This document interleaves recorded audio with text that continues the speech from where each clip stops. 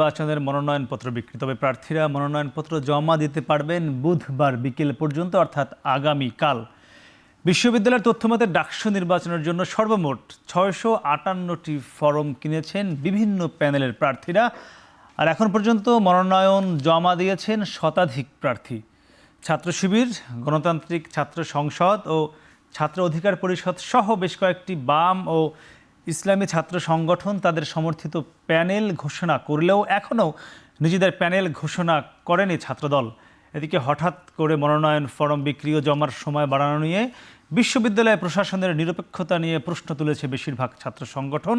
তবে আপাত দৃষ্টিতে এখন পর্যন্ত সহমর্মিতা ও সহাবস্থানের মধ্য দিয়েই সবগুলো ছাত্র সংগঠনের অংশগ্রহণে এগিয়ে চলছে ডাকসু নির্বাচনের সামগ্রিক কার্যক্রম। সব মিলিয়ে কোন পথে এগোচ্ছে ডাকসু নির্বাচন? দর্শক, এসব নিয়ে আমাদের আজকের এখন প্রকাশ। আমরা আলোচনার নাম দিয়েছি ভোটের ওয়ার্ম আপ ডাকসু। আর এ নিয়ে আলোচনা করতে আমাদের এই মুহূর্তে বাংলাদেশের তিনটি যে প্রধান ছাত্র সংগঠন রয়েছেন তার তিনজন শীর্ষ নেতা রয়েছেন। আমাদের সঙ্গে আছেন বাংলাদেশ জাতীয়তাবাদী ছাত্রদল থেকে ডাকসুর সম্ভাব্য ভিপি প্রার্থী আবিদুল ইসলাম আবিদ, আছেন বাংলাদেশ ইসলামী ছাত্র শিবির সমর্থিত প্যানেল থেকে জিএস প্রার্থী SM ফরহাদ হোসেন, এবং আছেন বাংলাদেশ গণতান্ত্রিক ছাত্র সংসদ প্যানেল থেকে জিএস প্রার্থী আবু বাকের মজুমদার। আপনাদের সবাইকে স্বাগত। আর দর্শকের পুরো আয়োজনে আপনাদের সঙ্গে থাকবো আমি মাহমুদ রাকিব। আমরা একটু আবিদকে দিয়ে শুরু করতে চাই। আমরা যেটি বলছিলাম যে ছাত্রদলের প্যানেল বা ছাত্রদল সমর্থিত প্যানেল এখনো ঘোষণা হয়নি। মনোনয়ন ফরম বিক্রির সময় শেষ হয়ে গেছে, শুধুমাত্র জমা দেওয়ার সময়টি বাকি রয়েছে। অন্যরা ঘোষণা করেছে, কেন পারলেন না আপনারা এখনো? আপনাকে ধন্যবাদ। আপনার মধ্য দিয়ে এখন টেলিভিশনের যারা দর্শকবৃন্দ আছেন আপনাদের প্রতি আমি শুভেচ্ছা জ্ঞাপন করছি, এবং আজকের যারা অতিথি আছেন তাদের প্রতি আমি শুভেচ্ছা জ্ঞাপন করছি। দেখেন, বাংলাদেশ জাতীয়তাবাদী ছাত্রদল এই দীর্ঘ দুঃশাসনে বাংলাদেশের সার্বভৌমত্ব, বাংলাদেশের এই রাষ্ট্রের স্বাধীনতা এবং সার্বভৌমত্ব যে সংগঠনের সাহস এবং রক্তের উপর টিকে আছে সেই সংগঠন হচ্ছে বাংলাদেশ জাতীয়তাবাদী ছাত্রদল। এই দীর্ঘ দুঃশাসনে যখন বাংলাদেশের সবগুলো ক্যাম্পাসে ছাত্রলীগের নির্যাতন, নিপীড়ন, নিষ্পেষণ চলছিল, যখন ভোটাধিকার এবং রাষ্ট্রের মানবাধিকার যখন হরণ করা হচ্ছিল, সকল ক্যাম্পাসে একমাত্র কণ্ঠস্বর ছিল বাংলাদেশ জাতীয়তাবাদী ছাত্রদল, নিঃসন্দেহে।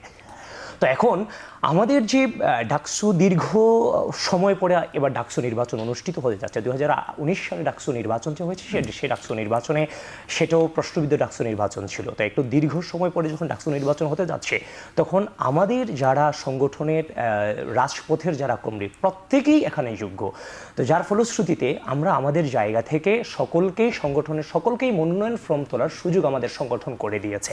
পরবর্তীতে যাচাই বাছাইয়ের মধ্য দিয়ে সে সংগঠন যাকে অধিকতর যোগ্য মনে করেন কিংবা যাকে চুজ করেন আমাদের সাংগঠনিক অভিভাবক এবং ছাত্রদল কেন্দ্রীয় ছাত্র নেতৃবৃন্দ আমাদের আছেন, তাদের সকলের মতামতের ফলেই আমরা আমাদের নিশ্চয়ই, যেহেতু আগামীকাল আপনার হচ্ছে মনোনয়নপত্র দাখিলের শেষ জমা দেওয়ার শেষ দিন, সেক্ষেত্রে হয়তোবা কালকে আপনারা হয়তোবা নিঃসন্দেহে দেখতে পাবেন। আমরা তো এমন না যে হচ্ছে মনোনয়নপত্র জমা দেওয়ার শেষ হয়ে গেছে, এখন আমরা প্রার্থী প্রকাশ হয়ে গিয়েছিল, একদিন বাড়ানো হয়েছে। সেই বাড়ানো নিয়েও আপনাদের দিকে আঙ্গুল তুলেছে আমরা দেখেছি ছাত্র সংসদ কিংবা ছাত্র শিবির। এখন আমাদের দিকে আঙ্গুল তুলেছে, ব্যাপারটা হচ্ছে যে এটা তো আর ছাত্রদল বলে নাই যে আপনারা বাড়ান। হয়তোবা বিশ্ববিদ্যালয় প্রশাসন অধিকতর হচ্ছে যে অংশগ্রহণের স্বার্থে হয়তোবা তারা নির্বাচনটাকে আরো বেশি আমেজতর করার ক্ষেত্রে হয়তোবা সেই সময়টা বাড়িয়েছে। শুধুমাত্র এই প্রশ্ন কেন, এই ডাকসু নির্বাচন অনুষ্ঠিত হতে যাচ্ছে শুধুমাত্র মনোনয়ন ফর্ম তুলেছি, এখনই তো আমরা দেখতে পাচ্ছি যে বিশ্ববিদ্যালয় প্রশাসন তাদের যে দায়িত্ব পালন করা দরকার, যতটুকু স্ট্রিক্ট থাকা দরকার, সেখানে বিশ্ববিদ্যালয় প্রশাসন বারবার সেটার ব্যর্থতার প্রমাণ দিয়ে যাচ্ছে। আপনি আশ্চর্য হবেন গতকালকে রাত 10টা থেকে 11টার দিকে হঠাৎ করে আমার ছোট ভাইরা আমাকে ফোন দিয়ে বলতেছে, আমার ভাই বোন, ছোট বোন আমাকে ফোন দিয়ে বলতেছে, ভাই আপনি তো শিবির হয়ে গেছেন। আমি বললাম, কি আপনি শিবির হয়ে গেছেন? কিভাবে শিবির হয়ে গেলাম? বলে যাবে আপনি অনলাইনে আসেন, আপনাকে শিবির হিসেবে প্রচার করা হচ্ছে। আমি আশ্চর্য হলাম। আমি একটা ইনস্টিটিউশনে আমি ইন্টারমিডিয়েট পড়াশোনা করেছি, সেটাকে টার্গেটে রেখে যখন প্রতিদ্বন্দ্বী প্রার্থীকে রাজনৈতিকভাবে মোকাবেলা করে ব্যর্থ হয়, তখন দেখলাম যে বিভিন্ন শিবির কর্তৃক পরিচালিত যে প্রপাগান্ডা পেজগুলো, সেই পেজগুলো থেকে আমার নামে প্রপাগান্ডা ছড়ানো হচ্ছে। হ্যাঁ, আমি বলতেছি যখন আপনি প্রার্থীকে প্রপারলি মোকাবেলা করতে ব্যর্থ হচ্ছেন, তখন আপনি তাকে হচ্ছে যে প্রপাগান্ডার শিকার করতেছেন। এই যে দেখেন, তখন আমি আশ্চর্য হলাম, আমার যে গোড়াপত্তন, মানে আমার যে গোড়াপত্তনটা, সেটা হচ্ছে যে আমার যে পারিবারিক গোড়াপত্তন, সেই গোড়াপত্তনটা হচ্ছে যে আমার নানা হচ্ছে যে কুমিল্লার মুরাদনগরের অন্তর্গত দৌলতপুর দরবার শরীফের একজন পীর ছিলেন, অত্যন্ত হক্কানি আলেম ছিলেন। তো আমার জন্মটা এবং বেড়ে ওঠাটাই তো জামাত ইসলাম এবং শিবিরের যে আকীদাগত সমস্যা, এটার এগেনস্টে আমি বেড়ে উঠেছি। সেই আমাকে হচ্ছে যে প্রপাগান্ডার শিকার এরা করছে। আচ্ছা, এটি কারা করছে বা অন্তর্কন্দল কিনা সেটিও প্রশ্ন আছে। প্রশ্ন আসলে অন্তর্গত যে পেজগুলো প্রচার করেছে এটা হচ্ছে যে আমরা সে নিয়ে আলোচনা শিবিরের করব। পেজগুলো প্রচার করেছে। এই যে নোংরামি, এই নোংরামি, এবং আপনি আশ্চর্য হবেন, ঢাকা বিশ্ববিদ্যালয়ের যে হচ্ছে যে ঢাকা বিশ্ববিদ্যালয়ের যে পেজগুলো আছে, সেই পেজগুলোতে বিশ্ববিদ্যালয় প্রশাসন বলেছে এগুলো নাকি তাদের কন্ট্রোলে থাকবে।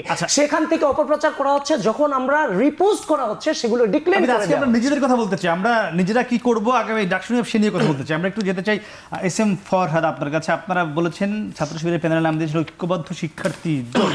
তো ঐক্যবদ্ধ শিক্ষার্থী জোট বলতে যা বোঝায়, এখানে সেই ইনক্লুসিভ ব্যাপারগুলো আপনাদের জোটে আছে কি না? ঐক্যবদ্ধ শিক্ষার্থী জোট বলতে আমরা আসলে যা বুঝাই সেটাই বোঝানোর চেষ্টা করেছি। ছাত্র শিবিরের জায়গা থেকে আমরা যে সকল ক্যাটাগরির শিক্ষার্থী, সকল মতের মানুষের প্রতিনিধিত্ব করতে চাই সেটা আমরা চেষ্টা করেছি, এবং আমরা মনে করেছি আমাদের এই জোটে সব রিপ্রেজেন্টেশন হয়েছে। আপনি দেখে থাকবেন যে এখানে জুলাইয়ে ঢাকা বিশ্ববিদ্যালয়ের একমাত্র শিক্ষার্থী যিনি অঙ্গ হারিয়েছেন, তার চোখ ত্যাগ করতে হয়েছে জুলাইয়ের গণ অভ্যুত্থানে, তিনি আমাদের এই প্যানেলে যুক্ত আছেন। আমাদের সর্বমিত্র চাকমা নামে আরেকজন ঢাকা বিশ্ববিদ্যালয়ের শিক্ষার্থী আছেন, তিনি দীর্ঘদিন ধরে ঢাকা বিশ্ববিদ্যালয়ের শিক্ষার্থীদের রাইটস নিয়ে কাজ করছেন। তারপর দেখবেন আরেকজন শিক্ষার্থী যিনি দীর্ঘদিন ধরে কালচার এবং তার নিজস্ব গণ্ডি থেকে অন্যান্য নানা উদ্যোগে জুলাই এবং জুলাইয়ের পরবর্তী সময়টাতে কন্ট্রিবিউট করেছেন, জুমা নামে আরেকজন নারী শিক্ষার্থী। তারপরে দেখবেন এখানে বিশ্ববিদ্যালয়ের জুডো এবং কারাতে যে কেন্দ্রিক, স্পোর্টস কেন্দ্রিক যে অন্যতম জনপ্রিয় প্রশিক্ষক বিশ্ববিদ্যালয়ের যে প্রতিষ্ঠান, সে প্রতিষ্ঠানের, এবং একই সাথে শিক্ষার্থী নিয়ে কাজ করা এরকম একজন আছেন যার নাম আরমান। নানান ক্যাটাগরি প্রত্যেকটা স্টেক হোল্ডারের রিপ্রেজেন্টেশনটা আমরা চেষ্টা করেছি আমাদের দিক থেকে। আমরা আসলে যেটাতে যেভাবে যে সেরকম সোসাইটি কল্পনা করি সেদিক থেকে। এরা কি সবাই ছাত্র শিবিরের নেতাকর্মী? না, এটা তো প্যানেলের নামে তো ঐক্যবদ্ধ শিক্ষার্থী। আপনাদের কি কমতি ছিল প্রার্থী নিজেদের? দেখেন, দেশটা কিন্তু, আমি যদি ছাত্র শিবির বলি যে আমার লোকজন দিয়ে আমি পুরোটা প্যানেল দিলাম, ছাত্র শিবির কি নিজের লোকজন দিয়ে দেশ গড়বে? দেশটা করবে সবাইকে নিয়ে। এটার রিপ্রেজেন্টেশন ডাকসুতে চাই। ডাকসু হচ্ছে আপনি দেশটাকে কেমন করে চান, ক্যাম্পাসটাকে কেমন করে চান, সেটার রিপ্রেজেন্টেশন আপনার ডাকসুতে হইতে হবে। আমরা আসলে এই ক্যাম্পাসটাকে কেমন করে কল্পনা করি, কাদেরকে নিয়ে গড়তে চাই, এটার রিপ্রেজেন্টেশন আমার প্যানেলের মধ্যে দিয়ে হবে বলে বিশ্বাস করি। সেজন্য আমরা সবাইকে নিয়ে একটা জোট করেছি। আবিদ ভাইয়ের একটু কথাতে আমার আসতে হবে। আবিদ ভাই বলছেন, আমার মনে হয় একটু কিছু বিষয় যেহেতু আমার দিকে বা ছাত্র শিবিরের দিকে আসছে, এইগুলো রিপ্লাই দেওয়া দরকার। আবিদ ভাই বলছেন যেমন ছাত্র শিবিরের জায়গা থেকে নাকি ভাইকে নিয়ে প্রোপাগান্ডা হচ্ছে। আমার একটু ভিন্ন পার্সপেক্টিভ আছে আর কি। ছাত্রদল আমার একটা অন্যতম প্রিয় সংগঠন, যেহেতু দীর্ঘ 15 বছরের লড়াইয়ে এবং এর আগে 2001 থেকে বা 2000 সাল থেকে যৌথভাবে আমাদের দীর্ঘদিনের লড়াই সংগ্রাম ছিল। তবু বলতে হয় যে হচ্ছে এই যে 5 আগস্টের পর থেকে এখন পর্যন্ত শুধুমাত্র, যেমন রিসেন্ট জাহাঙ্গীরনগরের ঘটনা দেখেছেন যে অভ্যন্তরীণ বেশ কুন্দল এবং পারস্পরিক দূরত্ব। আমার এই যে এখানে একটা এই যে প্রায় 990টা কেস আছে আর কি আমার এই ফাইলে, যেগুলো সব 5 তারিখের পর থেকে। যে কেসে তার মধ্যে অভ্যন্তরীণ কুন্দলের সংখ্যা ছিল ভাইদের টোটাল ইয়াতে। কেসগুলো কি ছাত্রদলের বিরুদ্ধে তালিকা করে রেখেছেন? তালিকা করে না, আমি জাস্ট পত্রিকার টাইটেলগুলো কোড করা, কোন দিনের ঘটনা এটা। যদিও ভাইয়ের মতো না, ভাই তো দীর্ঘদিন ধরে ওই যে আমি ভাই অনেকগুলো টকশো মন্ত্রমুগ্ধের মতো শুনছিলাম, যেখানে কবিতার মতো করে পাঠ করে শিবিরের বিভিন্ন কিছু শোনাচ্ছিলেন। দেখলাম যে ভাই যে তালিকায় হুবহু শোনাচ্ছেন সেটি হচ্ছে 71.org একটা ওয়েবসাইটে হুবহু সেভাবে আছে, যেখানে আরেকটা পেজে জিয়া রহমানকে খুনি বলা হয়েছে। মানে আওয়ামী লীগের ডিজাইন করা একটা পেজে তাদের ছাত্র শিবিরকে যেভাবে ফ্রেমিং করতে চাই, ভাই চমৎকারগুলো শুনিয়েছেন, আমি শুনেছি, মুগ্ধ হয়েছি যে আওয়ামী লীগের পেজ থেকে আরও ছাত্র শিবিরের ফ্রেমিং করাটা, দীর্ঘদিনের সহযুদ্ধ একসাথে যৌথ মুভমেন্ট করা, যৌথভাবে সবকিছু পরিচালনা সংগ্রাম চাপাই দিতে পারেন ভাই, অধিকার আছে। তবে যেখানে বলছিলাম অভ্যন্তরীণ কোন্দল যেখানে এভাবে থাকে, আমি রিপ্লাই যাচ্ছি, এগুলো মিথ্যা ছিল না, আমি রিপ্লাই যাচ্ছি। তো এই যে ভাইয়ের বিরুদ্ধে আসছে, এখনও প্যানেল চূড়ান্ত হয় না, অনেকে তুলেছে। আমরা কি যে সংগঠনে ছাত্র ঢাকা কলেজে কমিটি ঘোষণার পরে ককটেল বিস্ফোরণ হয়েছে, জাহাঙ্গীরনগরে পারস্পরিক এই কমিটি মানি না ইস্যু হয়েছে, অভ্যন্তরীণ কোন্দলে 67 জন আহত হয়েছে এখন পর্যন্ত, এই ঘটনা যেখানে হয় সেখানে ডাকসুর মতো গুরুত্বপূর্ণ প্রার্থীতা নিয়ে বিপরীত প্রার্থীকেও তাকে নিয়ে প্রপাগান্ডা করবে না, সেটা বিশ্বাস না করে বরং আমাদের দিকে তীর ছোড়া, এটা আমার মনে হয় আমি সরি আসলে এটা হওয়াটা। তো আমি একটু আরেকটু আসি, আমরা একটু বাকের কাছে ঘুরে আসি। Sure. বাকের, আমরা দেখেছি এই মানে গণতান্ত্রিক ছাত্র সংসদ যদি আমরা বলি, এটি হলো 24-এর যে গণঅভ্যুত্থান হলো, সেখানে যারা ছাত্ররা এখনো এনসিপিতে যায়নি তাদের গড়া একটি সংগঠন, ছাত্র সংগঠন, আমরা সেটি দেখেছি। কিন্তু আমরা যেটি দেখলাম 24-এর এই আন্দোলনে ছাত্রদল বা ছাত্র শিবিরের বাইরে আর যারা আপনারা রয়েছেন তারা মিলে একটি প্যানেল করতে পারলেন না। গণতান্ত্রিক ছাত্র সংসদ একটি প্যানেল করলেন, আমরা দেখলাম উমামার নেতৃত্বে আরেকটি প্যানেল হলো, আমরা দেখলাম মাহিন সরকারের নেতৃত্বে আরেকটি প্যানেল হলো। এই যে অনৈক্য আপনাদের মধ্যে দেখা দিল ডাকসু নির্বাচনেও, এটি কি হতাশ করেন আপনাদেরকে? ধন্যবাদ। আমরা যারা এই ক্যাম্পাসে দীর্ঘদিন ফ্যাসিবাদ বিরোধী লড়াইয়ে ছিলাম, সম্মুখ সারিতে ছাত্রদল ছিল, আমরা ছিলাম, শিবিরও নানা মেকানিজমে ছিল, বাট সরাসরি হয়তো ছিল না। তো আমরা দীর্ঘদিন ক্যাম্পাসে রাজনীতি করেছি এবং জুলাই যখন এসেছে, জুলাইও সবাই সবার সর্বোচ্চ ইফোর্ট জুলাইতে দিয়েছে। ফলত আমরা এমন একটা ক্যাম্পাস পেয়েছি যেখানে এখন গণতন্ত্রের সর্বোচ্চ চর্চা হয়, প্রত্যেকটা শিক্ষার্থী তার বাক স্বাধীনতা সে চর্চা করতে পারে এবং ছাত্র সংঘগুলো তাদের রাজনীতি খুব সুশৃঙ্খলভাবে করছে এবং আমরা একটা সহাবস্থান রাজনীতির মধ্যে দিয়ে আছি। তো এইখানে ডাকসু আসলে আমার কাছে মনে হচ্ছে একটা প্রতিযোগিতার মাঠ তৈরি করেছে সবার মধ্যে, শিক্ষার্থীদেরকে সে কীভাবে অ্যাট্রাক্ট করতে পারে এবং এখানে এই গণতান্ত্রিক পরিবেশে এটা যতটা না হচ্ছে যে কে কার প্রতিদ্বন্দ্বিতা করছে, তার চেয়ে আমার কাছে মনে হচ্ছে এটা একটা উৎসবমুখর পরিবেশ তৈরি করেছে ঢাকা বিশ্ববিদ্যালয়ের মধ্যে। এবং এখানে যারাই ছাত্রদের রিপ্রেজেন্ট করে সেই পক্ষগুলো কিন্তু ছাত্রদের নিয়ে নানা ধরনের প্রস্তাবনা দিচ্ছেন, নানা ধরনের কথা বলছেন, তাদের দিকে ভিড়ানোর চেষ্টা করছেন, ভোট টানার চেষ্টা করছেন।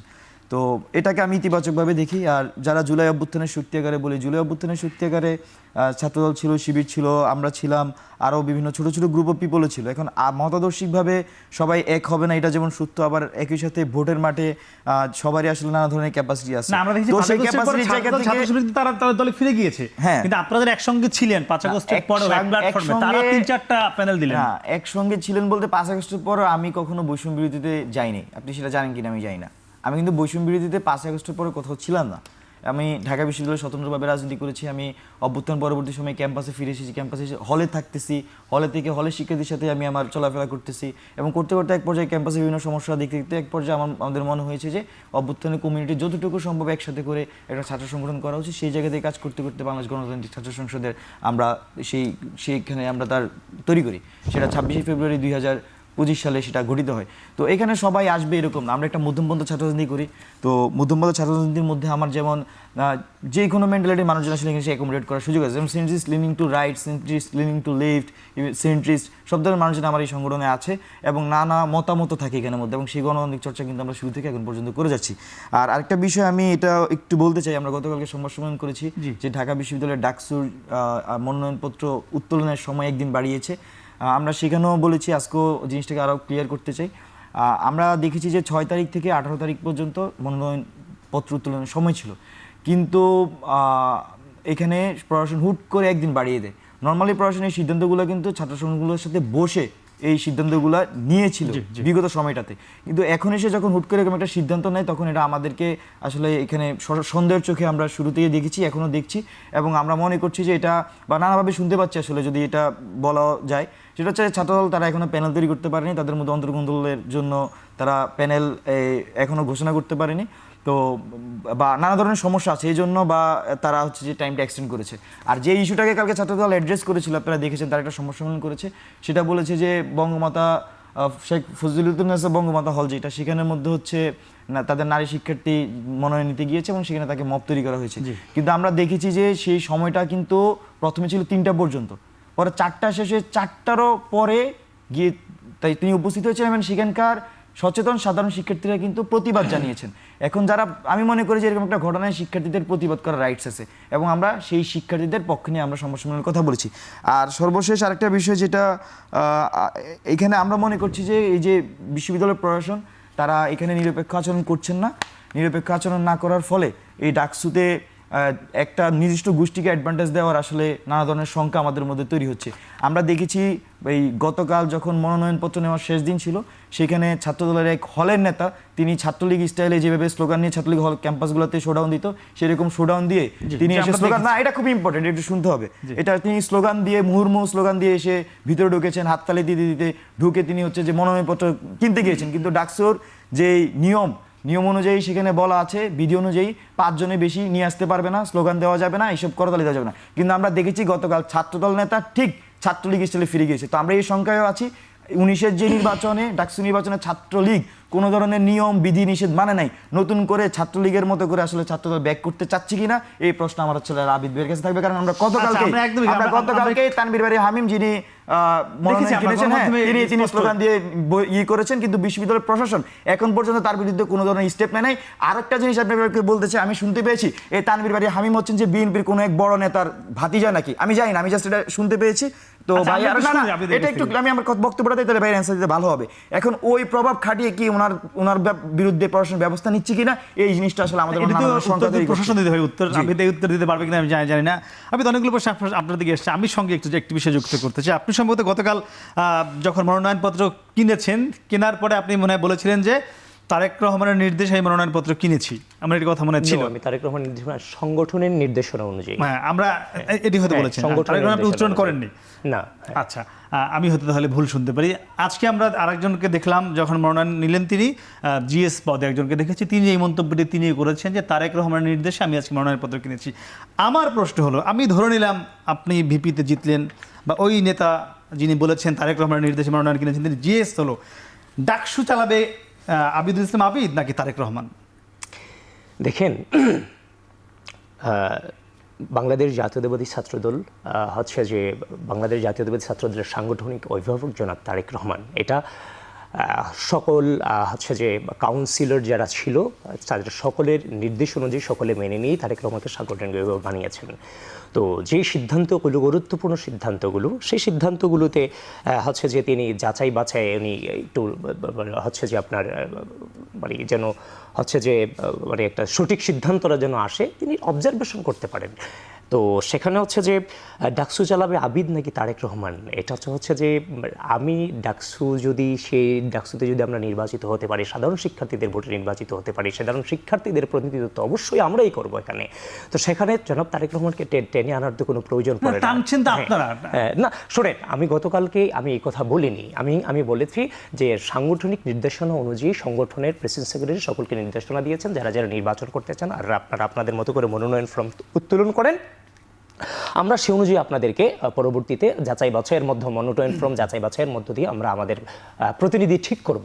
তো তারই ফলশ্রুতিতে আমাদের জন্য উন্মুক্ত ছিল। এখন আপনি যদি গণতন্ত্রকে সংকুচিত করে ফেলতে চান যে হ্যাঁ আমি যাদেরকে শুধু মনোনয়ন দেবে তারাই মনোনয়ন ফর্ম তুলবে, মনোনয়ন ফর্ম তোলার অধিকার তো সবার আছে, সবার জন্য উন্মুক্ত করে দিয়েছে, হ্যাঁ সবার জন্য উন্মুক্ত করে দিয়েছে। তো সেই জায়গার মধ্য থেকে পরবর্তীতে পার্টি কিংবা আমাদের 2000 আছে যে আমাদের সংগঠনে যারা আছেন সকলেই তো ডেডিকেটেড, সকলেই তো পরীক্ষিত নেতৃত্ব, তো সকলকেই উন্মুক্ত করে দেওয়া হয়েছে। সংগঠন যাকে বাছাই করে নেবে সবাই এই দায়ী মানে এটাই মেনে নিয়ে মানে যাদেরকে নির্দেশ দিবে তাদের পক্ষে কাজ করবে। গতকাল কেন বিকেলে গেল শেখ ফজিলত হলে যেটি বললো, দেখেন আমি এখন কথা হচ্ছে যে ফজিলাতুন্নেসা মুজিব হলে যে ঘটনা করে, দেখেন 5 আগস্ট পরবর্তী সময়ে এখনো পর্যন্ত ছাত্রদল প্রতিকূল পরিস্থিতি অতিক্রম করতেছে ক্যাম্পাসগুলোতে। ছাত্রদল কিন্তু ক্যাম্পাসে গুপ্ত অবস্থায় থাকেনি, ক্যাম্পাসে গুপ্ত অবস্থায় ছাত্রদল থাকেনি, যার ফলশ্রুতিতে ছাত্রদল কারা করে সেটা ওপেন। ছাত্রলীগের আন্ডারে থেকে যারা গুপ্ত অবস্থায় ছাত্রলীগ চলে গেছে কিন্তু ক্যাম্পাসগুলিতে আধিপত্য বিস্তার করে রেখেছে, তারাই কিন্তু প্রত্যেকটা হলে এখনো পর্যন্ত বিভিন্ন টিম, বিভিন্ন ছোট ছোট টিম কিংবা কমিটির নামে এখনো পর্যন্ত ক্যাম্পাসগুলোতে আধিপত্য বজায় রেখেছে। এখন ফজিলাতুন্নেসা মুজিব হলে যদি কোনো প্রবলেম হয় সেটা প্রশাসন মেনটেন করবে। আপনি ছায়া প্রশাসন হিসেবে কিংবা প্রশাসনের ভূমিকায় থেকে আপনি একজনকে বাধা দেওয়ার অধিকার কি আপনার আছে? সেটা প্রশাসন দেখবে, আপনি বাধা দেওয়ার অধিকার এখানে কিভাবে রাখেন। এরপর এখানে বাকের মজুমদার আরেকটা বললেন, বাকের মজুমদার আবার বললেন যে অন্তর্কুন্দলের কথা বলেন,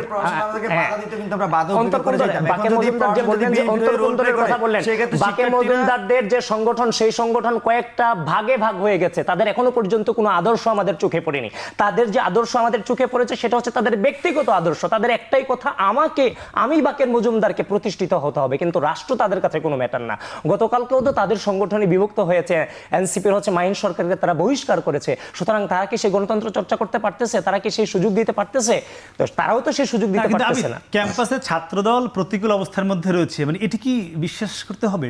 বাংলাদেশের সবচেয়ে বড় সংগঠন ছাত্র সংগঠন দেখেন, এখনো পর্যন্ত বিশ্ববিদ্যালয়ের প্রতিটা মুহূর্তে আমাদের এগেইনস্টে বারবার মুভ হচ্ছে, বারংবার মুভ হচ্ছে। দেখেন, আমি আপনাকে বলি, মানে হচ্ছে যে এই যে লাস্ট হল কমিটিতে মোটামুটি না ভালো লেভেলের একটা মুভ আমাদের বিরুদ্ধে তৈরি করেছে, যেটাতে শিবির সংশ্লিষ্ট ছিল, যেটাতে হচ্ছে যে বাক্সার সম্পৃক্ত ছিল, যেটাতে আরো হচ্ছে যে ওই ছাত্রী সংস্থাগুলোতে সংশ্লিষ্ট ছিল। পরবর্তীতে কিন্তু শিবির বাক্সাসের উপরে দায় দিয়ে এখান থেকে সরে এসেছে।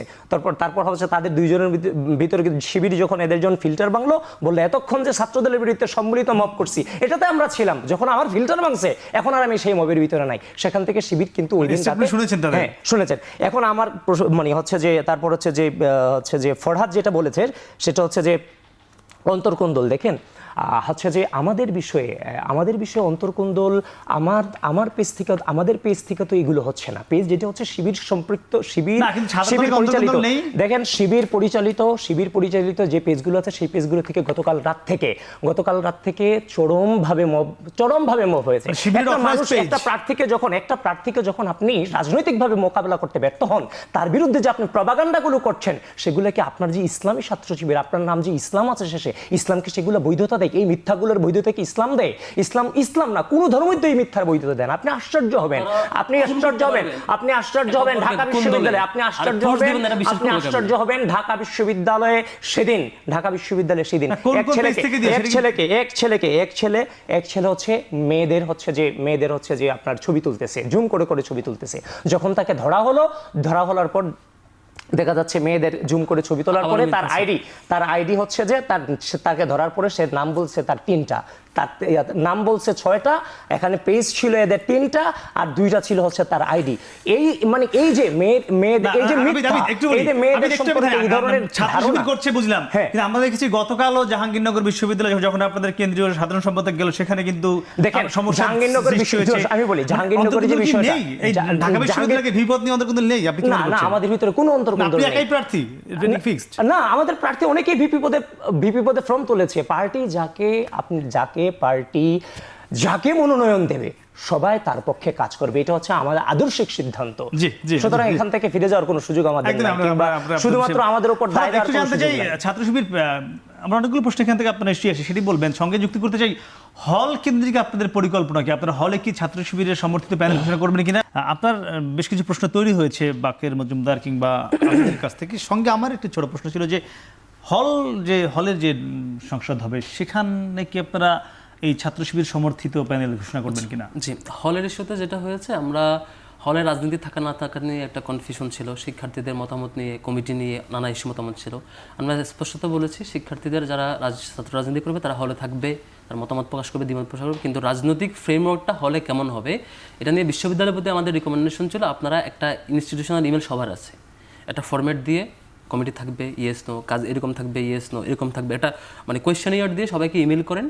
সেই ইমেলের ফিডব্যাকের বেসিসে একদিনে এটা সম্ভব সবার কাছে। আমি একটা শেষ করি, আমি ব্যাকগ্রাউন্ডটা 1 মিনিটে বলি। সবার কাছে ইমেল করবেন, ফিডব্যাক আসবে, ফিডব্যাক আসার বেসিসে একদিনের মধ্যে আমাদের পলিসিটা দিবেন, সেই অনুযায়ী আমরা হলের রাজনীতি কেমন হবে ডিসাইড করবো। যেহেতু সেটা সিদ্ধান্ত জানাই না এখনো বিশ্ববিদ্যালয় প্রশাসন, সেহেতু আমরা হলে কমিটির দিকেও আগাই নাই। আবার একই সাথে যেহেতু হলে কমিটির দিকে আগাই না, আমরা হলে প্যানেল দিচ্ছি না।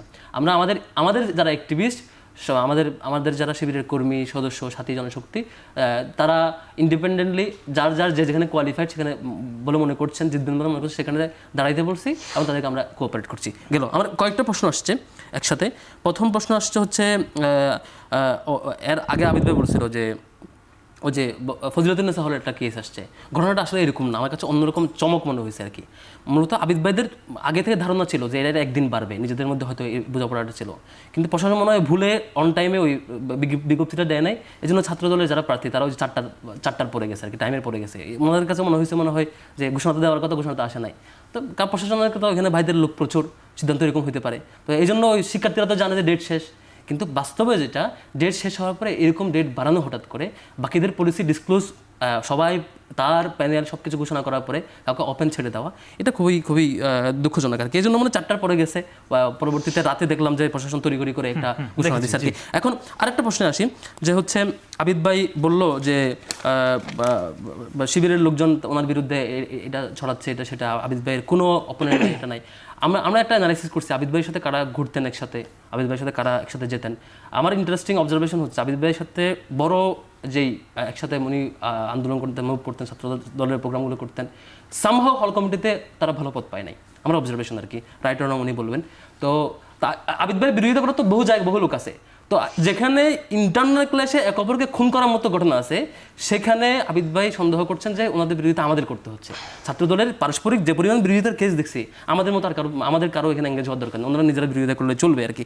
তো এটা একটা বিষয়। আর প্রশাসনের টাইম পেছানোর সেটা হচ্ছে প্রশাসন শুধু টাইম পেছানো না, প্রশাসন শুরু থেকে আমরা লক্ষ্য করছি আর কি, আমরা ডাকসু চাচ্ছিলাম সেই শো অনেক আগে থেকে, প্রত্যেকটা জায়গায় আমরা কেন যেন সবাই একটা দলের ছাত্রদল ক্যাম্পাসগুলোতে প্রতিকূল অবস্থায় রয়েছে, সেখানে সে আকার ইঙ্গিতে ছাত্র শিবিরকে এই দিকে ইঙ্গিত করেছে। ছাত্রদল চমৎকার প্রতিকূল অবস্থায় দেখতে পাচ্ছি আর কি আমরা, যে প্রতিকূল অবস্থা যেটা মিন করে, যে কারোর ক্ষমতা নামানো যায়, যে কারো পদত্যাগ চাওয়া যায়, যে কারোরে আটকানো যায়, মিছিল নিষেধ করা হলেও মিছিল করা যায়, হ্যাঁ, তারপর হচ্ছে যে জিনিসগুলো শিক্ষার্থীরা পছন্দ করে সেগুলো করা যায়, হলের রাজনীতির ব্যাপারে কনফিউশন আসে দেখে তারপরেও মানে বলা যায় যে কমিটি থাকবে, প্রশাসন শিক্ষার্থীরা কেউ একটা বলতেছে ওইটা একটা বলতেছে, সিদ্ধান্তে পরিস্থিতি না এসে বিনয় সহিত তো বলা যায় তো যে প্রশাসন পরিস্থিতি, তারপরে আমরা যাবো, আপাতত পেন্ডিং থাকুক, কিন্তু আবার এসে বলা যায় না চলতে থাকবে। আপনার ছোট টিম কার পরামর্শ করছে? তো এটাই তো, যাদের মধ্যে গ্রুপিং থাকে তারা টিম ওয়ার্ক বুঝে না। আমরা ক্লিয়ার করছি, আমরা যখন বড় একটা প্রোগ্রাম করি, প্রত্যেকটা প্রোগ্রাম আমরা বলি যে আজকে এই সাইকেল রেডি হচ্ছে, আজকে কোরবানি টেস্ট হচ্ছে, আমাদের হল থেকে অমুক হলের এই 5 জনের প্রতিনিধিত্ব টিমটা এই ভলান্টিয়ার ওয়ার্কটা করবে, প্রত্যেকবার অ্যানাউন্স করা হয়। আপনি মার্ক করেন, আপনি স্পেসিফিক কেস বলবেন, আপনার ওই প্রোগ্রামে তমুক ভলান্টিয়ার ছিল, তার এই জায়গায় ছবি আছে, সে মবে ছিল, স্পেসিফিক কেস বলবেন, আমি ডিল করব। আপনি কবিতার মতো আবৃত্তি করে মিথ্যা বলবেন, কবিতার মতো আওয়ামী লীগের ওয়েবসাইট থেকে মিথ্যা বলবেন, আমি এটা ডিফেন্ড করব। রাজনীতি নিষিদ্ধের এগেইনস্টে যারা ছিলেন এখনো পর্যন্ত ছাত্রদল যখন রাজনীতি করতে যায় তখন আপনারা এই মবগুলো সৃষ্টি করেন। সেটা রিপ্লাই দিচ্ছি। আমাদের 3 দফা ইস্যুতে ওই বিসি পট্টরের সে সময়ের ওই সময় পদত্যাগ, আমাদের সে সময়ের সিন্ডিকেট বাতিল এবং হচ্ছে ছাত্র রাজনীতি ইস্যুতে 3 দফা ইস্যুতে যাচ্ছিল, ওখানে এফ রহমান হলে ছাত্র দলের পোস্টে 2 জন ছিল, সেই সেম মিছিলে এখানে আমাদের মাঝহার গেছে ওই যে বিসি পট্টরের যে পদত্যাগ এবং লেজুবিতি ছাত্র রাজনীতি এবং ছাত্র রাজনীতির জন্য যায় না, যে ছেলেটার কথা আপনি বলতেছেন সেই ছেলেটা শুধুমাত্র বিসি পদত্যাগ করার কারণে ওইখানে ছিল। আগে জানবেন ব্যানারে লেখা ছিল লেজুবিতি ছাত্র রাজনীতির বিপক্ষে মিছিল, আমরা স্টিল লেজুবিতি ছাত্র রাজনীতির বিপক্ষে। আপনি কেন বলবেন এটা সিদ্ধান্ত তমুক নেবে সুপিরিয়র লিডার, কেন আমাকে তাকে তার নামে স্লোগান দিতে হবে? আমি শিক্ষার্থীদের হাতে ছেড়ে দেবো, আমি শিক্ষার্থীদের দিকে তাকাবো। আমি যখন আরেকজনকে হ্যাপি করতে হবে, আমি কাকে সুপিরিয়র লিডার মেনটেন করছি, তিনি হ্যাপি হলে আমার এই ধরনের লেজুবিতির বিরুদ্ধে আমার মাজাহারুল ইসলাম তখনও ছিল, ব্যানারে স্পষ্ট লেখা ছিল, আবারও জুম করে দেখবেন সে ব্যানারে লেখা ছিল লেজুবিতি ছাত্র রাজনীতির বিরুদ্ধে। আপনি লেজুর ভিত্তিকের কথা বলছেন, আজকে বিগত দীর্ঘ দুঃশাসন আপনি ফরহাদ কিন্তু সোশ্যাল ওয়েলফেয়ার ইনস্টিটিউশন, আমি আপনার বিপক্ষে না, আমি সোশ্যাল ওয়েলফেয়ার ইনস্টিটিউশনের জয়েন্ট সেক্রেটারি ছিলেন আপনি ছাত্রলীগ, আপনি যদি লেজুর ভিত্তিকের কথা বলেন তাহলে হবে? আবারও কবিতার মতো আবৃত্তি করবেন। না কবিতার ভিত্তিতে আপনি সোশ্যাল ওয়েলফেয়ার ইনস্টিটিউশনের জয়েন্ট সেক্রেটারি ছিলেন কিনা সেটা আপনি বলেন। ছিলেন না? ছাত্রলীগ ছিলেন কিনা আপনি? আমার যে রিপ্লাই দিয়েছে জি না ছিলাম না, ছাত্রলীগ ছিলেন, জি না ছিলাম না, বরং আপনার কমিটি থেকে বরং আপনার কমিটি থেকে 6 জনকে বাতিল করেছেন, 50 জন পাওয়া গেছে আপনার কমিটিতে। পরিস্থিতি শিকার সাদিককে যেখানে স্বীকার করে নিয়েছে, সেখানে আপনি ছাত্রলীগ স্বীকার করেন কিনা? আমার বন্ধু গোপালগঞ্জ বাড়ি, সে ছাত্রলীগের কমিটি নেয় নাই, আপনি ফরহাদকে কেন জোর করে ছাত্রলীগের কমিটি দিতে হবে? এবং আপনার প্রেসিডেন্ট স্বীকার করে নিয়েছে যে পরিস্থিতি শিকার হয়ে মিথ্যা যত জোরেই বলেন সেটা সত্য হয় না। আপনি ছাত্রলীগ ছিলেন না? ছিলাম না। আপনি ছাত্রলীগের কমিটিতে ছিলেন না? কমিটিতে ছিলেন না? একটা ছবি দেখান, কমিটিতে ছিলেন না? ওদের হাজার প্রোগ্রামে একটা প্রোগ্রামে ছিলেন কিনা? ছিলাম না। তাহলে আপনার প্রেসিডেন্ট ওই দিন এনটিভিতে স্বীকার করে নিয়েছে পরিস্থিতির শিকার। আপনার প্রেসিডেন্ট কি মিথ্যা বলেছে? সাদিককে মিথ্যা বলেছে? আবিদ ভাই অন্য প্রশ্ন কি জানেন? সাদিককে মিথ্যা বলেছে? এবং ঢাকা বিশ্ববিদ্যালয়ে এখনো ছাত্রলীগের সাথে লিয়াজু করে ক্যাম্পাস কনস্টিটিউশন করার চেষ্টা আপনারা করে যাচ্ছেন, প্রতিনিয়ত করে যাচ্ছেন। ভাই আমাদেরকে কি সময় দিবেন ভাই? একটু আমি 1 মিনিট সময় নেব, ভদ্রতা হচ্ছে কথা বলতে দাও, আমি আবিদ ভাইকে ডিস্টার্ব করি নাই। আবিদ ভাইকে আমি ডিস্টার্ব করি না, আমি মিথ্যা বললে নোট নেবেন, মিথ্যাটা রিপ্লাই দেবেন, ওকে। ছাত্রদলকে আমরা দেখেছি, ছাত্র শিবির যেখানে মানে ভাই দারুণ দারুণ কথা বলছে আর কি। ছাত্র শিবিরের সেই সংগঠন যেটা এক যুগে কেন্দ্রীয় অফিস থেকে ওয়ার্ড অফিস পর্যন্ত সব জায়গায় বন্ধ ছিল, এক যুগে প্রত্যেকটা জায়গায় ক্রস ফায়ার ভিকটিম হয়েছে। ছাত্র শিবির নিয়ে এই কোয়েশ্চেন করতে আসেন না, আর আমাকে নিয়ে কোয়েশ্চেন করেন, আমার যে রিপ্লাই দিচ্ছে এটা একটু ঠান্ডা মাথায় হেডফোন দিয়ে শুনবেন, শুনে ওই রিপ্লাই থেকে প্রশ্ন করবেন, আর 10 সেকেন্ড। থার্ড, যে ছাত্র দল আজকে 5 আগস্ট থেকে 1 বছর সময় পাওয়ার পরও এখনো সারা দেশের কমিটিগুলো রিফর্ম করতে পারে নাই, এখনো গঠনতন্ত্র রিফর্ম করতে পারে নাই, বহুদিন ধরে শুনছি গঠনতন্ত্র রিফর্ম হচ্ছে, এখনো ইন্টারনাল চেঞ্জ করবে নিজেদের একটা। আপনার কাছে ছাত্র দল একটা শিক্ষার্থী কেন আসবে? আপনি বলেন আমার গঠনতন্ত্র এটা রিফর্ম করছি, আমার সবগুলো কমিটি দিতে পারছি, আমি গঞ্জাম করি না, বদমাশি করি না, মারামারি করি না, চাঁদাবাজি করি না, বলেন এটা বলতে পারতে হবে। আপনি নিজে সুন্দর হবেন, পরে অপরের ব্যাপারে নীতিবাক্য হবেন, নয়তো কবিতার মতো মিথ্যা বলে সুন্দর লাগে না। একটু আমরা অন্য প্রসঙ্গে যেতে চাই। আমরা তর্ক বিতর্কে যেতে চাই। আমরা শুরুতেই বলেছি আমরা আজকে কোন কোন সংগঠন কি করবে তা নিয়ে কথা হলো। বাকি আপনারা জোট করবেন কিনা শেষ মুহূর্তে এই ডাকসুতে, বা সেই সুযোগ আছে কিনা এখন? ভাই প্রসঙ্গ যেহেতু বেশ কয়েকটা চলে আসছে, না বলে পারছি না। শুরুতে আমি আবিদ ভাইকে তর্ক বিতর্ক না, আমি এটা ডিবাং করতে হবে। এখানে এনসিপির আমরা কোনো এনসিপির লেজুর ছাত্র সংগঠন না, আমরা একটা স্বতন্ত্র ছাত্র সংগঠন। তা আবিদ ভাইয়ের ছাত্ররাজনীতি করেন, ওনার যদি এইসব জিনিস না জানেন, ভাইকে বলবো এই বিষয়গুলো আরো একটু স্টাডি করে আসার জন্য, কারণ এটা আমি দুঃখ পেয়েছি, কারণ আমরা এনসিপির কোনো লেজুর ছাত্র সংগঠন না। এনসিপি যখন এনসিপির ভাই আপনি ঠিক আছে কথাই ডিসপ্লে বাজে দেখা যাবে, আপনি বড় ভাই। আর তারপরে হচ্ছে যে এখানে যে ঢাকা বিশ্ববিদ্যালয়ের প্রশাসন নিয়ে ভাই কথা বলেছে, আমরা ছাত্রলীগের আমলেও কিন্তু প্রশাসন দেখেছিলাম, প্রশাসন সবসময় ছাত্রলীগ যেটা বলতো তার পক্ষে নিত। এখন আমরা যখন দেখছি যে ছাত্র দলের কেউ 4টার পরে যে নমিনেশন উঠাতে গেলে শিক্ষার্থীরা প্রতিবাদ করে এবং সেই প্রতিবাদী শিক্ষার্থীদের মব বলে ট্যাগিং করা হয়, সেই কথার আমি আসলে বিরোধিতা করে যাচ্ছি। আরেকটি জিনিস হচ্ছে এখানে ছাত্ররা যদি নিষিদ্ধের জন্য যারা মিছিল করেছিল তাদেরকেও আমি দেখলাম যে আবিদ ভাই মব বলে আজকে তাদেরকে উস্কানি দিচ্ছে বা তাদেরকে মব বলে ট্যাগিং করা হচ্ছে। তো এখানে এটা খুবই সুস্পষ্ট যে জুলাই মাসে, গত বছরের জুলাই মাসে আপনার 17ই জুলাই, বিশেষ করে 16 এবং 17ই জুলাই ঢাকা বিশ্ববিদ্যালয়ের প্রায় প্রত্যেকটি হলে শিক্ষার্থীদের মতামতের ভিত্তিতে হল প্রশাসনের সাথে বসে তারা হলে ছাত্রদের নিষিদ্ধ করে এবং আমাদের সংগঠনের পক্ষ থেকে শিক্ষার্থীদের এই সিদ্ধান্তকে আমরা সাধুবাদ জানিয়েছি এবং তাদের যে মনস্তাত্ত্বিক যে বিষয়টা সেটাকে আমলে রেখে আমরা আমাদের পলিসিটা সাজিয়েছি। নতুন করে কারো থেকে ভাই যেটি বলেছেন, আমি মনে করছি নতুন করে হল রাজনীতি নিয়ে শিক্ষার্থীদের থেকে মতামত নেওয়ার কিছু নেই, কারণ এটা জুলাই মাসে অলরেডি এস্টাবলিশ। নতুন করে এই খেলাতে আমি যাইতে চাই না। আর এখানে দরকার নাই, এটা তো জুলাই মাসে এটা হয়ে গেছে, এটা জুলাই একটা লিখিত চুক্তি হয়েছে জুলাইতে। তো জুলাইয়ের চুক্তিকে ভঙ্গ করতে চাইলে এটা আসলে শিক্ষার্থীরা সুন্দরভাবে দেখবে না। আর আরেকটি বিষয় হচ্ছে যে শিক্ষার্থীরা কেউ গণতান্ত্রিক প্রতিবাদ, গণতান্ত্রিক আন্দোলন করলে ছাত্ররা যেভাবে বা ভাইরা যেভাবে মব বলে শিক্ষার্থীরা ট্যাগিং করা হচ্ছে, আমি মনে করি সাধারণ শিক্ষার্থীরা এগুলো খুব ভালোভাবে নিচ্ছে না, আমরা ভালোভাবে নিচ্ছি না। এখানে আমরা আওয়ামী লীগ আমাদেরকে মব বলছে যে জুলাই একটা মবক্রেসি বলছে। আমি দেখতেছি ছাত্রলীগ ছাত্র যদি একই বয়ে না যায়, কেউ তাদের বিরুদ্ধে কথা বললে, আন্দোলন করলে তারা মব বলে চালাই দিবে, এটা খুবই প্রবলেমেটিক এবং জুলাই পরবর্তী সময়ে এটা শিক্ষার্থীদের মনে নানা ধরনের ভয়ভীতির সংস্কৃতি তৈরি করছে বলে মনে করছি। আর আরেকটি বিষয় হচ্ছে যে এখানে গণতান্ত্রিক আন্দোলনের ক্ষেত্রে আমরা কি দেখলাম, গণতান্ত্রিক আন্দোলনের ক্ষেত্রে আমরা দীর্ঘদিন ছাত্রলীগ সবাইকে বাধাগ্রস্ত করছে, এটা সত্য, বাধাগ্রস্ত করছে। ছাত্রদল এখানে সব জায়গায় ছিল, এই দীর্ঘদিনে তার স্ট্রাগল ছিল, এটা যেমন সত্য, আবার এটাও সত্য ক্যাম্পাসে জুলাই অভ্যুত্থানের সময় একটা অংশ যারা ছাত্রলীগ দ্বারা সাপ্রেস ছিল, ধরুন যে একটা ছিল উত্তরবঙ্গ থেকে আসছে, তার আমি চিনি, তো আমার হলের জুনিয়র, সে উত্তরবঙ্গ থেকে আসছে, এসে তার ঢাকা শহরে কেউ নেই, সে উঠার জন্য কোথায় উঠতে গেছে, হলে গেছে। ছাত্রলীগ বলছে যে আসো তোমাকে আমি আমার মতো করে রাখবো। তো রাখতে যেয়ে তারা কোথায় ঢুকাইলো, তাকে ঢুকাইলো হচ্ছে ফার্স্টে গণরুমে যায় ঢুকাইলো, ফার্স্টে যায় গণরুমে ঢুকায় না, ফার্স্টে বড় ভাই রুমে রাখে ফ্লোরে 2-3 দিন রাখে ওর সবকিছু বুঝে 3 নাম্বার দিন নিয়ে গণরুমে ঢুকায়। আমি এটা বলাটা খুবই ইম্পর্টেন্ট। তো সেই ছেলেকে পরে কি করছে, গণরুমে রাখছে, জোর করে প্রোগ্রাম করাইছে, গেস্ট রুম করাইছে, এক পর্যায়ে তারা ছাত্রলীগ কোনো একটা পেটে নাম উঠাই দিছে। এখন সে ছেলেটা কিন্তু ছাত্রলীগ দ্বারা ভিক্টিম এবং সে জুলাই যখনই সুযোগ পাইছে সে তাদের সাথে বিদ্রোহ করে আমাদের পুরো জুলাই অভ্যুত্থানের যুগ হয়েছে এবং 15 জুলাই দেখবেন যে শহীদুল্লাহর সামনে হলে শিক্ষার্থীরা ছাত্রলীগের সবার আগে প্রতিরোধ করেছে। আমি যেটা বলতে চাচ্ছি, আমরা দেখেছি যে ছাত্রলীগ কমিটি হওয়ার সাথে সাথে শহীদুল্লাহ হলের এই হল কমিটির যে সদস্য সচিব সে বলতেছে যে কেউ যদি সিট না পান আমার সাথে যোগাযোগ করেন। আমরা ঠিক দেখতাম ছাত্রলীগও একই স্টাইলে ফার্স্ট ইয়ারের শিক্ষার্থীকে অ্যাট্রাক্ট করতো, সিট না পাইলে আমার কাছে আইসো, আমি তোমাদের ব্যবস্থা করবো। পর্যন্ত গণরুম তৈরি হয়েছে, গেস্ট রুম তৈরি হয়েছে, ঢাকা বিশ্ববিদ্যালয়ের সন্ত্রাস তৈরি হয়েছে, ছাত্রলীগ প্রশাসনের সকল দখলদারিত্ব তারা নিয়েছে, নিয়ে ক্যাম্পাসে একক স্বৈরতন্ত্র এবং রাজনৈতিক পরিবেশ নষ্ট করেছে, গণতান্ত্রিক আবিদ ভাইকে ছাত্র রাজনীতির মানে যে উনি আবার এই শিক্ষার্থীদের মতামতের বিরুদ্ধে যে ছাত্র রাজনীতির কথা বলছে সেটা আসলে ঢাকা বিশ্ববিদ্যালয় সমস্যাটা কি, আপনি যে বলেন আপনার উত্তরবঙ্গের ছেলেটি এসে ছাত্রলীগে যোগ দিতে বাধ্য হয়েছে, কিন্তু সে ছাত্রলীগ না, এমন কিন্তু সব দলেই আছে। ছাত্র দলের কেউ যোগ দিতে বাধ্য হয়েছে, ছাত্র শিবিরের আপনাদেরও, কিন্তু সমস্যা আমাদেরকে যোগ দিতে বাধ্য হয়েছে রাজনীতির কারণে আপনি এখন এক অন্যকে ট্যাগিং করছেন, এটি হলো সংকট। আমরা ট্যাগিং করি না, বর্তমান সময়ে আমার যে প্রশ্নটি ছিল আপনার কাছে, আপনারা জোট করবেন কিনা? দুঃখিত, জোট করব কিনা। আমরা আমাদের রাজনৈতিক স্ট্র্যাটেজিক ভাবে কৌশলগত জায়গা থেকে আমরা ডাকসু নিয়ে আমরা নানা ধরনের প্ল্যান একসাথে রেখেছি, ABCD সব আমাদের আছে। তো স্টিল আমরা সেই প্ল্যান আমাদের ওকে, আমাদের সবগুলো প্ল্যানে ওয়ার্ক করার মতো। তো শেষ পর্যন্ত আপনারা দেখবেন কালকে আমরা সর্বশেষ যখন আমাদের প্যানেল ঘোষণা করবো তখন সেই আপনারা চমক দেখতে পাবেন।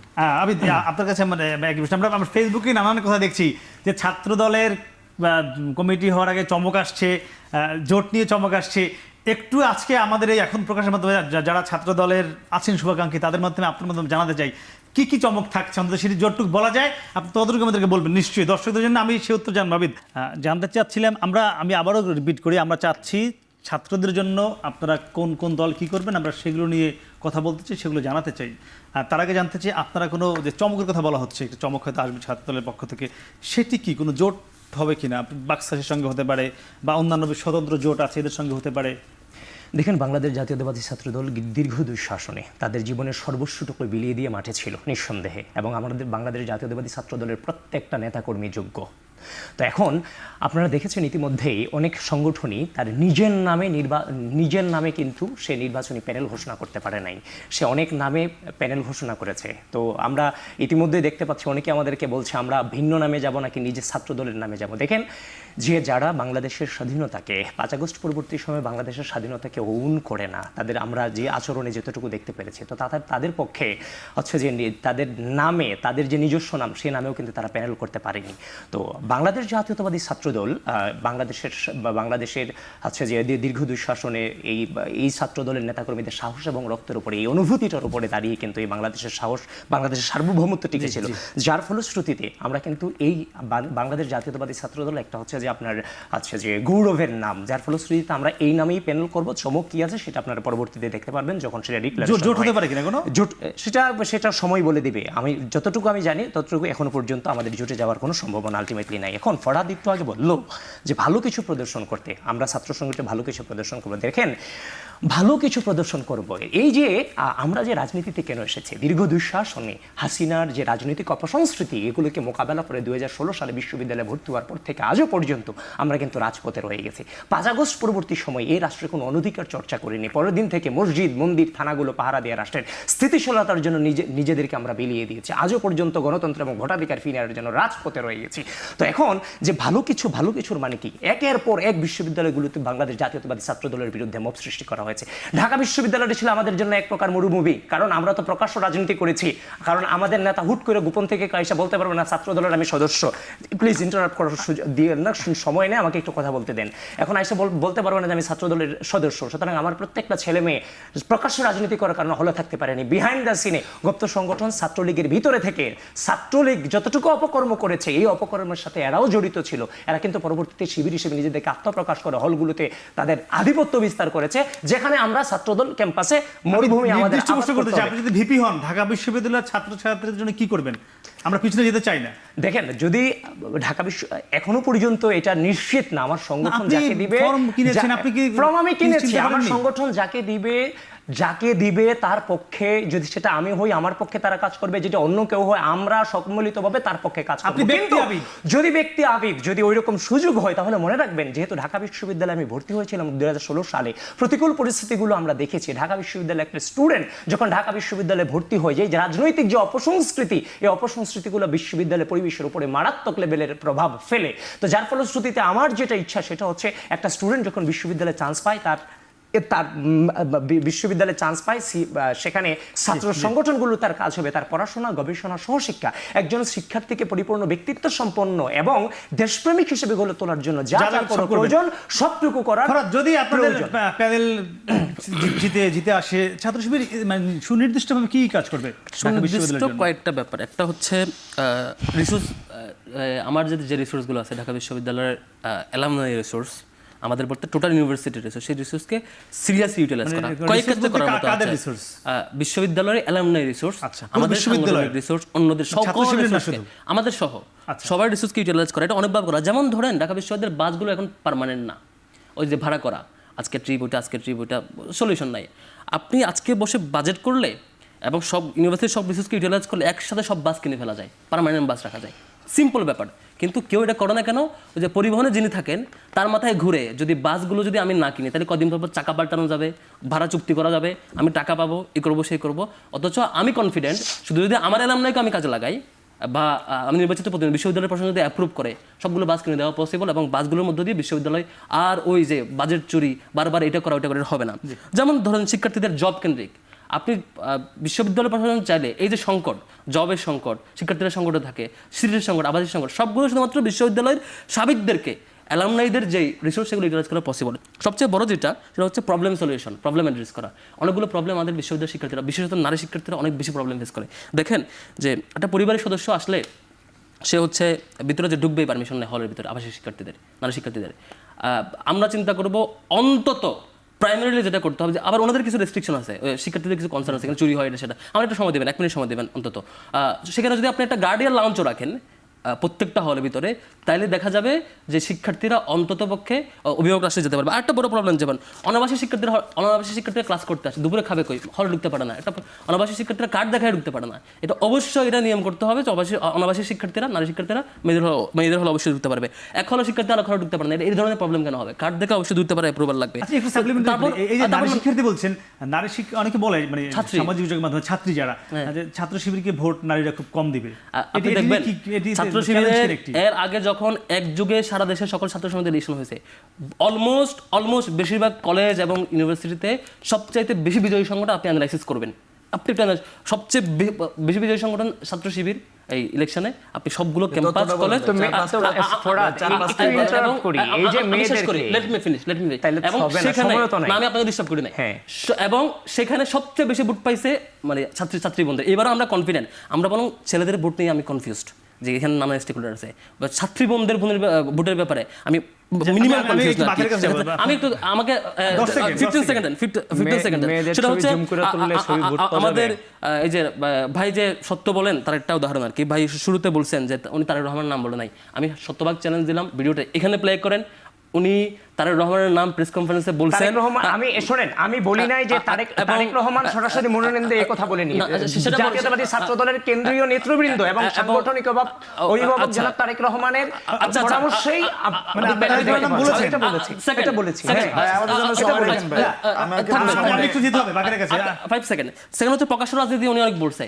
আমরা ছাত্র দলের দেখেছি যে 5 তারিখের আগের যে মিছিলগুলোতে ঢাকা বিশ্ববিদ্যালয়ের 20-25 জন ছিল, কমিটিতে 200 শতাধিক, হল কমিটিতে 500 শতাধিক লোক আসছে, আকাশ থেকে আসছে না ঠিক আছে এই সব দলই আছে। আগে তো মিছিলে গত 15 বছর সবাই ছাত্রলীগ করতে হয়েছে, এই বিষয়ে ডিবেট না যাওয়াই ভালো। বাকি আপনারা ছাত্রদের কাছে সবচেয়ে বেশি মানে আপনাদের দিকে এক্সপেকটেশন, আপনারা কি করবেন এখানে? আমরা আগেও বলেছি, এখনো বলছি, আমরা বাংলাদেশি বিশ্ববিদ্যালয়গুলো এখনো গবেষণা ভিত্তিক বিশ্ববিদ্যালয়ে রূপান্তর হতে পারেনি। তো সর্বপ্রথম ঢাকা বিশ্ববিদ্যালয়কে আমরা এবারে ডাকসুতে আমাদের ইটেই থাকবে যে আমরা এই ঢাকা বিশ্ববিদ্যালয়কে একটি গবেষণা ভিত্তিক বিশ্ববিদ্যালয়ে রূপান্তর করতে চাই, এবং এই গবেষণা ভিত্তিক বিশ্ববিদ্যালয় রূপান্তর করার জন্য যে বিষয়গুলো শিক্ষার্থীদের আরও প্রয়োজন সেই বিষয়গুলো আমরা নিশ্চিত করবো। যেমন আমি যদি আপনাকে নাম ধরে বলি, আমরা মনে করছি যে আমাদের ওয়ান স্টুডেন্ট ওয়ান সিট, এই একটা আমরা পলিসিতে যাব। একটি স্টুডেন্ট মানে তার জন্য একটা সিট নির্দিষ্ট থাকবে। আমরা দেখি যে মেয়ে শিক্ষার্থীরা সবচেয়ে বেশি কষ্ট হয় ঢাকা বিশ্ববিদ্যালয়ে, একই সিটে 2 জন থাকে, ডাবলিং নিচে থাকে, আবার হলে মেয়ে শিক্ষার্থীরা একটা সিটের মধ্যে সিঙ্গেল সিটে 2 জন থাকে, তার উপর আবার কি জানি সিট থাকে, ওইটার মধ্যে আরো 2 জন থাকে, এত কষ্ট করে থাকে মেয়েরা। শতভাগ আবাসিক, শুধু ওয়ান স্টুডেন্ট ওয়ান সিট, এটা আমরা নিশ্চিত করবো। আমি মনে করছি ঢাকা বিশ্ববিদ্যালয় এটা নিশ্চিত করা খুবই সম্ভব। এটা শুধুমাত্র রাজনৈতিক কারণে কেউ পরিধি বাড়ানোর দরকার নাই। এখানে নানা মডেল আছে, অনেক হল পুরানো হয়ে গেছে, সেখানে বড় বিল্ডিং তুলে দেন। আপনি দেখবেন যে সর্বশেষ শেখ মুজিবুর রহমান হলের মধ্যে বড় একটা বিল্ডিং উঠিয়েছে, যথেষ্ট অ্যাকোমোডেশন আছে। আমি একটু বলবো, সেখানে একটা হচ্ছে ওয়ান স্টুডেন্ট ওয়ান সিট, আরেকটা হচ্ছে আমরা একাডেমিয়ার মডেলে পরিবর্তন আনতে চাই, বিশেষ করে এখানে গবেষণার জন্য। আপনি দেখবেন যে গবেষণা বিশ্ববিদ্যালয়ে তো আমাকে গবেষণার জন্য ফান্ড লাগবে। আমরা দেখি ঢাকা বিশ্ববিদ্যালয়ের শিক্ষার্থীদেরকে সেই পরিমাণ ফান্ড দেয় না যেটা গবেষণা করার জন্য যথাযথ। সেখানে পিএইচডি যে প্রোগ্রাম, সেটা ঢাকা বিশ্ববিদ্যালয়ের পিএইচডি প্রোগ্রামগুলোতে খুবই কম হচ্ছে যে তাদেরকে রিসোর্স সাপ্লাই দেওয়া হয়। সেখানে পিএইচডি প্রোগ্রামে সরাসরি ভালো পরিমাণ ইনভেস্ট করতে হবে। মিনিমাম একটা শিক্ষার্থীর পিছনে যদি আপনি 4 বছরে 1 কোটি টাকা খরচ করেন, এটা সম্ভব। আপনি 50 লাখ টাকা খরচ করলেই সম্ভব। আপনি 100 কোটি টাকা যদি 1 বছর খরচ করেন, আপনার 4 বছর পরে 200 গ্রাজুয়েট বের করা সম্ভব। 200 গ্রাজুয়েট না, 200 পিএইচডি বের করা সম্ভব, সরি। তো এটা একটা। আরেকটা হচ্ছে ঢাকা বিশ্ববিদ্যালয়ের বড় সমস্যা ফুড। ফুড ম্যানেজমেন্ট একটা প্রবলেম, এবং ঢাকা শিক্ষার্থীরা খাবার নিয়ে খুবই সমস্যা। সেটা আপনারা কাজ করেন। যে না, আমি আমার কথা শেষ হয়নি ভাই, আমাকে যেটা বলতে দিবেন আপনি। সেখানে ফুডের আমাদের মডেল আমাদের সময় কাছে শেষ আছে, হয়ে যাচ্ছে। বুথ সিস্টেম, আমরা ফুড মডেলে যাব। একটা প্রাইড হচ্ছে এনভায়রনমেন্ট এন্ড সিকিউরিটি, ঢাকা বিশ্ববিদ্যালয়ের পরিবেশ এবং সিকিউরিটি নিশ্চিতের জন্য আমরা কাজ করে যাচ্ছি এবং যাব। আর বিশেষত মাদক নিয়ে কারো কোনো পরিকল্পনা নাই, আমি দেখলাম। উইমেন ফ্রেন্ডলি বিশ্ববিদ্যালয়, উইমেন ফ্রেন্ডলি বিশ্ববিদ্যালয় ঢাকা বিশ্ববিদ্যালয়। আমি দেখছি যে 5 আগস্টের পরে এখানে নানাভাবে নারীদেরকে, মাদক বিরোধী কোনো কিছু আছে? হ্যাঁ আমি তো সিকিউরিটি কথা বলছি, এনভায়রনমেন্ট এন্ড সিকিউরিটি। অবশ্যই মাদক সেখানে থাকবে না, জি, জি, উইমেন জি। ফ্রেন্ডলি একটা এনভায়রনমেন্ট তৈরি করতে বাকের যাচ্ছি। আসমত বাকের, আমি দুঃখিত বাকের, আমরা একটু আবিদের কাছে সর্বশেষ ভাই, আবিদ ভাইকে তো আমার সিগারেট ধরতে গেলে এটা injustice আবিদ, হচ্ছে। আমরা দেখেছি জগন্নাথ হলে একটি সাধারণ শিক্ষার্থীদের ব্যানারে মিছিল হয়েছে। এই যারা যেমন ছাত্র শিবিরের ব্যানারে একজন চাকমা রয়েছে, সর্বমিত্র চাকমা সে কেন জোটে। দাঁড়ালো বা এই কারা কারা থাকবে না থাকবে নি, সেখানে আমরা দেখেছি সেই মিছিলের নেতৃত্বে ছিল ছাত্রদলের ওই হলের আহ্বায়ক মধুসূদন কুণ্ডু ঋষিকেশ, সেখানে ছিল সদস্য সচিব প্রসেনজিৎ বিশ্বাস। সাধারণ শিক্ষার্থীদের ব্যানারে ছাত্রদলও চলে আসলো। সাধারণ শিক্ষার্থীদের ব্যানারে কি মিছিল হয়েছে, কখন হয়েছে, আমি অনলাইনে ছিলাম না আজকে, এই জন্য হয়তো বা এটা সম্পর্কে আমার ধারণা নাই। তবে হচ্ছে যে ওই যে ইনক্লুসিভ যে প্যানেলের কথা আপনারা বলছেন, যে হচ্ছে যে ইনক্লুসিভ, ইংরেজিতে একটা টার্ম আছে ফোর্স রিপ্রেজেন্টেটিভ, 10 সেকেন্ড শেষ করবো। Force representative. তো এখন এটা হচ্ছে যে ফোর্স রিপ্রেজেন্টেটিভটা হচ্ছে যে যেখানে হচ্ছে যে এটা একটা পপুলিস্ট আইডিয়া, যেখানে যার 5 সেকেন্ড। প্রয়োজন নাই শুধুমাত্র হচ্ছে যে ওই পপুলিস্ট হওয়ার জন্য, যেখানে যার প্রয়োজন নাই সেটা হচ্ছে প্রোভাইড করা, যেটা মানে হচ্ছে যে যেখানে যারা যোগ্য সেটার দিক না গিয়ে পপুলিস্ট আইডিয়ার না, দিকে আমরা অনেকেই প্রত্যাশা করবো যাচ্ছে। যেখানে যারা যোগ্য সেখানে তারা বসবে ডাকসু নির্বাচনের মাধ্যমে। আপনাদের তিনজনকে অসংখ্য ধন্যবাদ। দর্শক, আমরা 3টি প্রধান ছাত্র সংগঠনের শীর্ষ নেতার সঙ্গে দীর্ঘ 1 ঘন্টা কথা বললাম। আমরা যদিও খুব নির্দিষ্ট কোনো মতামতে পৌঁছতে পারিনি, তর্ক বিতর্কের মধ্যেই ছিলাম। তবে প্রত্যাশা করব আগামী নির্বাচনের মাধ্যমে ঢাকা বিশ্ববিদ্যালয়ের ছাত্ররা সঠিক নেতৃত্ব বেছে নেবেন, যার মাধ্যমে এই ঢাকা বিশ্ববিদ্যালয়ের ডাকসুর মাধ্যমে আগামী যে জাতীয় নির্বাচন সেখানেও একটি শুভ বার্তা যাবে, সেই প্রত্যাশায় শেষ করছি। শুভরাত্রি।